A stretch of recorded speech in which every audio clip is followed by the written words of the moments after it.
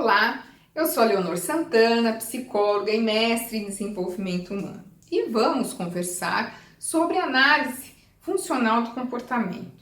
A análise funcional ela tem sido mencionada como um tipo de recurso explicativo na análise do comportamento humano, mas também como uma estratégia de intervenção em terapias comportamentais.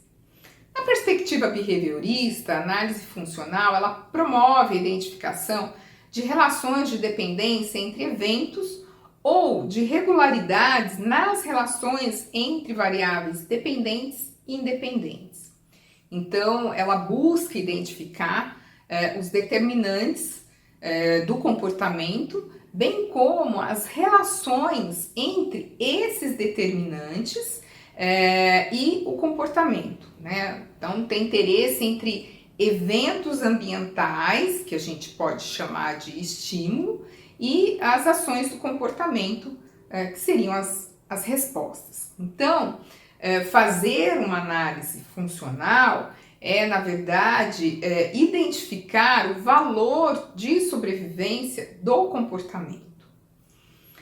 Para estabelecer, né, essas relações, então nós devemos inicialmente identificar a ocasião em que o comportamento ocorre, o comportamento em si e as consequências, inclusive verificando se são reforçadoras ou não. O primeiro passo numa análise funcional é justamente identificar o comportamento-alvo, que pode ser descrito tanto em termos de ações quanto classes de ações. Então, um exemplo de ações: uma jovem que faz chá para o pai, cozinha para o namorado, leva a mãe de carro, né, quando ela pede. Essas seriam as ações. O que seria a classe de ações? A gente poderia definir como agradar os outros. Então, a identificação desses agrupamentos requer repetidas observações ou os relatos do próprio indivíduo ou de pessoas próximas a ele. Um outro ponto de interesse também é a omissão, a não ocorrência de determinado comportamento, por exemplo, a falta de habilidades sociais. O segundo passo para a realização da análise funcional é identificar e descrever o efeito comportamental. Então, com que frequência ocorre, qual a duração, com qual intensidade.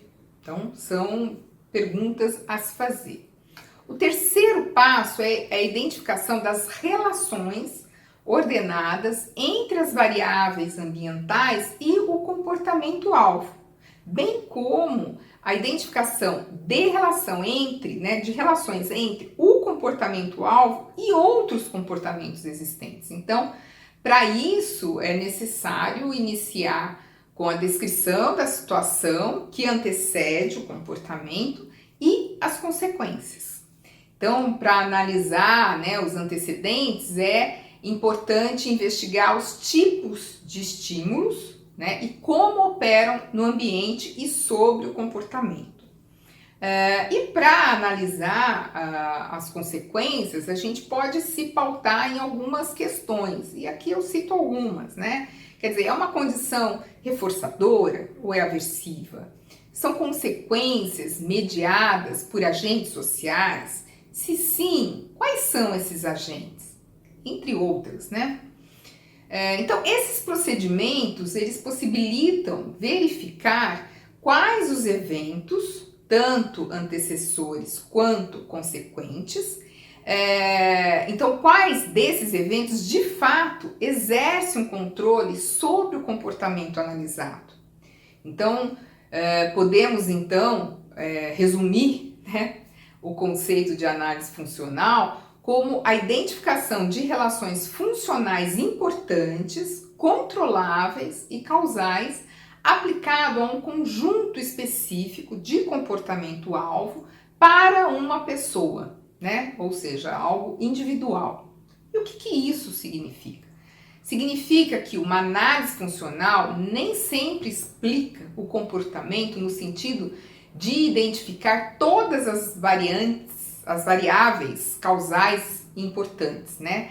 Mas sim aquelas que podem ser colocadas sob controle do paciente ou do terapeuta.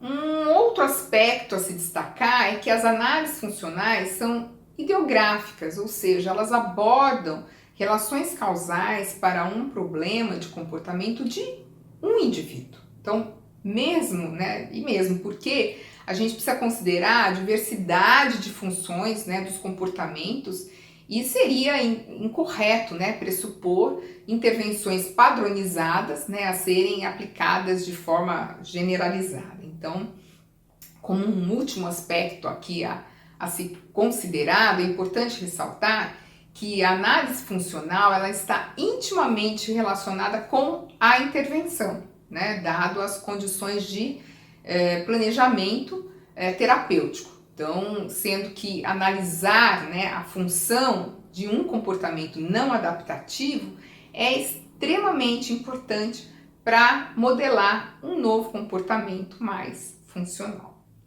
Bom, espero ter contribuído para os seus estudos. Obrigada e até a próxima!